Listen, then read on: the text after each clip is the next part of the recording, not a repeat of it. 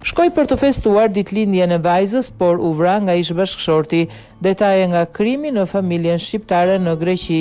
Të tjera detaje janë zbardhur në lidhje me krimin e rënd të ndodhur në Rodopi të Greqisë, ku 53 vjeçari Bujar Meço, me origjinë nga Gramshi, vrau me thik bashkëshorten e tij, Esma Meço, 44 vjeç, dhe më pas tentoi t'i jap fund jetës. Sipas raportimeve të mediave greke, çifti ishte ndarë kohët e fundit. 44 vjeçaria, e cila punonte me sezone jashtë Rodopit, ishte kthyer në fshat për të festuar ditëlindjen e vajzës së saj 16 vjeçare, por kthimi në banesën familjare përfundoi në tragjedi.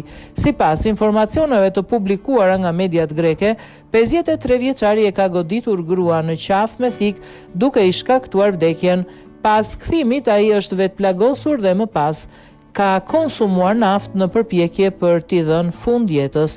Në momentin e ngjarjes, vajza 16 vjeçare ndodhej në banesë në një dhomë tjetër. Ishte pikërisht ajo që telefonoi autoritetet dhe njoftoi se babai i saj kishte sulmuar nënën. Gruaja u dërgua në spital nga djali i saj, por mjekët nuk mundën ta shpëtonin pasi ajo kishte ndryruar jetë. Ndërkohë 53 vjeçari u transportua në spital, ku ndodhi i shtruar dhe është jashtë rrezikut për jetën. E kishte denoncuar për kërcënim në vitin 2022. Sipas të dhënave të bëra publike nga mediat greke, mes çiftit kishte pasur probleme edhe më herët. Në vitin 2022, Esma Meço kishte denoncuar bashkëshortin për kërcënim. Pas denoncimit, Bujar Meço ishte arrestuar dhe ishte dërguar përpara autoriteteve gjyqësore. Hetimet e autoriteteve greke vijojnë për të zbardhur plotësisht rrethanat dhe motivet e krimit.